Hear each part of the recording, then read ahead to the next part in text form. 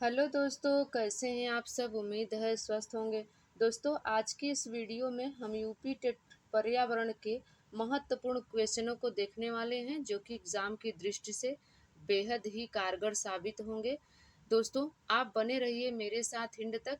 अभी तक अगर आपने इस चैनल को सब्सक्राइब नहीं किया है तो ज़रूर से ज़रूर सब्सक्राइब कर लें, ताकि ऐसी ही महत्वपूर्ण वीडियो आप सब तक पहुंचती रहे। और जिन दोस्तों ने सब्सक्राइब कर लिया है उन्हें दिल से आभार। दोस्तों, आइए शुरू करते हैं आज की क्लास। पहला प्रश्न है, जल प्रदूषण नियंत्रण और निवारण अधिनियम कब बना। दोस्तों, अगर बात की जाए जल प्रदूषण नियंत्रण और निवारण अधिनियम की, तो यह बना 1974 ईस्वी में। आपका ए ऑप्शन बिल्कुल सही हो जाएगा। दोस्तों, जल की बात हो रही है तो जल दिवस के बारे में भी जान लेते हैं कि कब मनाया जाता है। तो दोस्तों, जल दिवस 22 मार्च को मनाया जाता है। और दोस्तों, पृथ्वी पर 71% जल है, इसलिए पृथ्वी को नीला ग्रह यानी ब्लू प्लैनेट भी कहा जाता है। दूसरा प्रश्न है, चमड़ा उद्योग कहाँ है। आपके ऑप्शन हैं जापान में, गुजरात में, उड़ीसा में, कानपुर में। दोस्तों, अगर चमड़ा उद्योग की बात की जाए तो चमड़ा उद्योग कानपुर में स्थित है। आपका डी ऑप्शन बिल्कुल सही हो जाएगा। अगर दोस्तों कभी प्रश्न पूछ लिया जाए कि केंद्रीय दलहन अनुसंधान केंद्र कहाँ स्थित है, तो याद रखिए केंद्रीय दलहन अनुसंधान केंद्र कानपुर में स्थित है। तीसरा प्रश्न है, किसकी मापक इकाई डेसिबल है। दोस्तों, याद रखिए साउंड की मापक इकाई डेसिबल होती है। आपका ए ऑप्शन बिल्कुल सही हो जाएगा। वहीं पर अगर विंड की बात की जाए तो एनीमोमीटर का प्रयोग विंड के लिए किया जाता है। वहीं पर दोस्तों, अगर हाइड्रोलीटर की बात करें, हाइड्रो से संबंधित होता है जो कि पानी को मापता है। यदि दोस्तों 60 डेसिबल तक जब आवाज़ होती है तो कोई भी प्रभाव नहीं पड़ता है। अगर यह 90 डेसिबल के ऊपर साउंड हो जाता है तो कानों को नुकसान पहुंचने लगता है। चौथा प्रश्न है, महासागर में जल स्तर वृद्धि का कारण है। आपके ऑप्शन है अत्यधिक वर्षा, अम्ल वर्षा, ध्रुवीय प्रदेशों में बर्फ का पिघलना, कोई नहीं। तो दोस्तों, अगर महासागर में जल स्तर में वृद्धि हो रही है तो आपका सही ऑप्शन हो जाएगा सी, ध्रुवीय प्रदेशों में बर्फ का पिघलना। ध्रुवीय प्रदेशों में बर्फ जब पिघलती हैं दोस्तों तो वह आकर महासागर में मिलती हैं। आपका सी ऑप्शन बिल्कुल सही हो जाएगा। बर्फ के पिघलने से जो पानी बनता है वह पानी आकर महासागरों में मिलता है, जिससे कि जल स्तर में वृद्धि होती है। पांचवा प्रश्न है, भूमंडलीय तापन का कारण है। आपके ऑप्शन है कार्बन डाइऑक्साइड में कमी, कार्बन डाइऑक्साइड में वृद्धि, वनों में वृद्धि, या इनमें से कोई नहीं। तो दोस्तों, भूमंडलीय तापन का कारण जो है वह CO2 में वृद्धि है, अर्थात कार्बन डाइऑक्साइड में वृद्धि है। आपका बी ऑप्शन बिल्कुल सही हो जाएगा। CO2 में वृद्धि होने के कारण ही दोस्तों भूमंडल का ताप बढ़ता जा रहा है। छठा प्रश्न है, अंतर्राष्ट्रीय अम्ल वर्षा सूचना केंद्र कहाँ स्थापित किया गया। तो दोस्तों, अंतर्राष्ट्रीय अम्ल वर्षा सूचना केंद्र यह ओस्लो नॉर्वे में स्थापित किया गया। आपका ए ऑप्शन बिल्कुल सही हो जाएगा।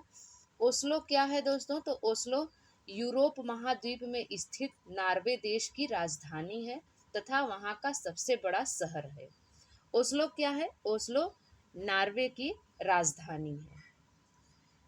दूसरा प्रश्न है, पृथ्वी की छतरी किसे कहा जाता है। आपके ऑप्शन है ओजोन परत, आयन, दोनों, या इनमें से कोई नहीं। तो दोस्तों, पृथ्वी की छतरी ओजोन परत को कहा जाता है। आपका ए ऑप्शन बिल्कुल सही हो जाएगा। और दोस्तों, ओजोन परत की मोटाई मापने के लिए डाप्सन का प्रयोग किया जाता है।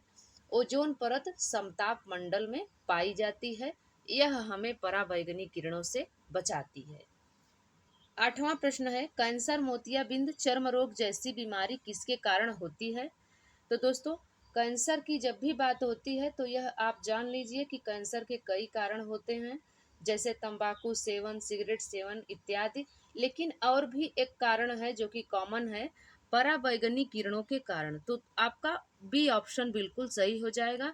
पराबैंगनी किरणों के कारण कैंसर, मोतियाबिंद, चर्म रोग जैसी बीमारी होती है। 9वां प्रश्न है, स्टॉकहोम सम्मेलन कब हुआ?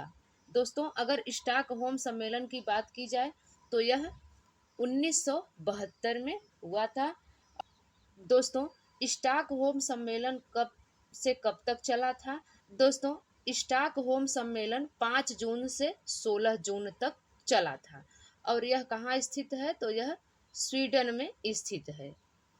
10वां प्रश्न है, राष्ट्रीय चिकित्सक दिवस नेशनल डॉक्टर्स डे कब मनाया जाता है? तो दोस्तों, राष्ट्रीय चिकित्सक दिवस 1 जुलाई को मनाया जाता है। आपका डी ऑप्शन बिल्कुल सही हो जाएगा। 11वां प्रश्न है, जुगाली करने वाले पशु किस ग्रीन हाउस गैस को उत्पन्न करते हैं? तो दोस्तों, जुगाली करने वाले पशु मीथेन गैस को उत्पन्न करते हैं। आपका सी ऑप्शन बिल्कुल सही हो जाएगा।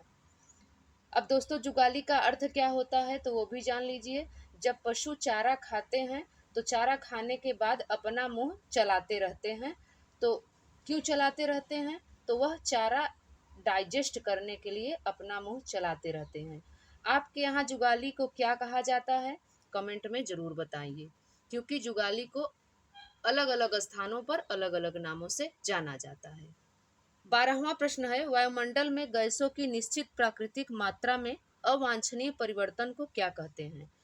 दोस्तों, अगर बात की जाए कि निश्चित प्राकृतिक मात्रा में अगर परिवर्तन हो जाता है, बढ़ जाता है या फिर कम हो जाता है, एयर पॉल्यूट हो जाता है, तो उसे कहते हैं वायु प्रदूषण। तो आपका ए ऑप्शन बिल्कुल सही हो जाएगा।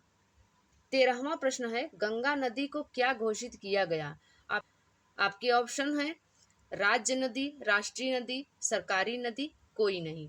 तो दोस्तों, अगर गंगा नदी की बात की जाए तो इसे राष्ट्रीय नदी घोषित किया गया। आपका बी ऑप्शन बिल्कुल सही हो जाएगा। और दोस्तों, भारत की सबसे लंबी नदी, पवित्र नदी गंगा नदी को ही माना जाता है और इसकी लंबाई की अगर बात की जाए तो इसकी लंबाई 2525 किलोमीटर है। और दोस्तों, 5 नवंबर 2008 को यह राष्ट्रीय नदी के रूप में घोषित की गई थी। 14वां प्रश्न है, किस देश में सर्वाधिक अम्लीय वर्षा होती है? आपके ऑप्शन है जापान, चीन, नॉर्वे, संयुक्त राज्य अमेरिका। दोस्तों, अगर सर्वाधिक अम्लीय वर्षा की बात की जाए तो यह नॉर्वे में होती है। आपका सी ऑप्शन बिल्कुल सही हो जाएगा। अम्लीय वर्षा का केंद्र नॉर्वे के ओस्लो में स्थित है और यह कहाँ है? तो यह यूरोप में है। 15वां प्रश्न है, डाप्सन इकाई का प्रयोग किया जाता है।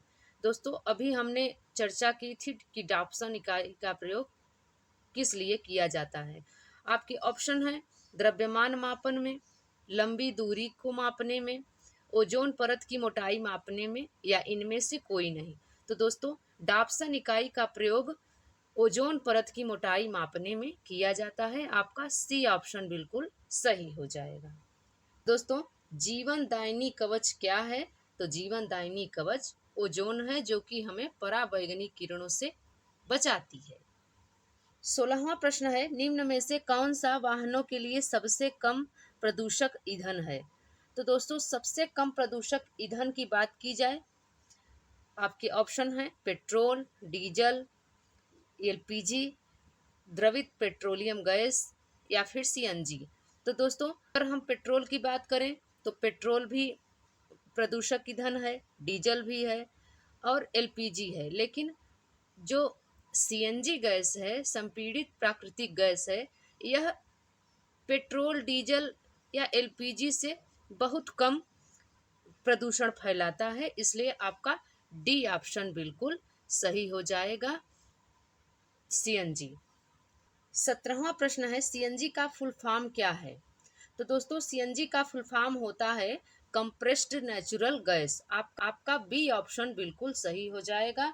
और वहीं पर दोस्तों, पीएनजी की बात की जाए, क्योंकि सीएनजी और पीएनजी यह दोनों प्रश्नों में पूछा जाता है, एग्जाम में कई बार पूछा गया था। सीएनजी की बात की जाए तो कंप्रेस्ड नेचुरल गैस, और पीएनजी की बात की जाए तो पाइप्ड नेचुरल गैस। भूल से भी आप पीएनजी का full form petroleum natural gas मत कर देना। पीएनजी का मतलब होता है पाइप्ड नेचुरल गैस। 18वां प्रश्न है, राष्ट्रीय पर्यावरण शोध संस्थान कहाँ स्थित है? आपके ऑप्शन हैं भोपाल, लखनऊ, नागपुर, दिल्ली। तो दोस्तों, अगर राष्ट्रीय पर्यावरण शोध संस्थान की बात की जाए तो यह नागपुर महाराष्ट्र में स्थित है। आपका सी ऑप्शन बिल्कुल सही हो जाएगा। 19वां प्रश्न है, केंद्रीय प्रदूषण नियंत्रण बोर्ड का मुख्यालय कहाँ स्थित है? आपके ऑप्शन हैं भोपाल, लखनऊ, नई दिल्ली, इनमें से कोई नहीं। अगर दोस्तों बात की जाए केंद्रीय प्रदूषण नियंत्रण बोर्ड का मुख्यालय, तो यह नई दिल्ली में स्थित है। आपका सी ऑप्शन बिल्कुल सही हो जाएगा। नई दिल्ली से पहले भारत की राजधानी कोलकाता थी। 1911 ईस्वी में भारत की राजधानी नई दिल्ली बनी। 20वां प्रश्न है, पर्यावरणीय समस्या का उदाहरण है। आपके ऑप्शन है ओजोन स्तर का ह्रास, अम्लीय वर्षा, हरित गृह प्रभाव, उपरोक्त सभी। तो दोस्तों, अगर पर्यावरणीय समस्या का उदाहरण देखा जाए तो यह सभी है, क्योंकि ओजोन परत का ह्रास भी पर्यावरणीय समस्या है, अम्लीय वर्षा होती है वह भी पर्यावरणीय समस्या है, और हरित गृह प्रभाव भी पर्यावरणीय समस्या का उदाहरण है। तो आपका डी ऑप्शन बिल्कुल सही हो जाएगा। दोस्तों, यह वीडियो आपको कैसी लगी आप कमेंट्स में ज़रूर बताएं। अगर आपको यह वीडियो अच्छी लगी हो तो प्लीज़ लाइक शेयर ज़रूर किया करें, क्योंकि दोस्तों लाइक करने से हमें मोटिवेशन मिलता है, आगे और भी कार्य करने की प्रेरणा मिलती है। तो मिलते हैं दोस्तों अगली वीडियो में, तब तक के लिए नमस्कार।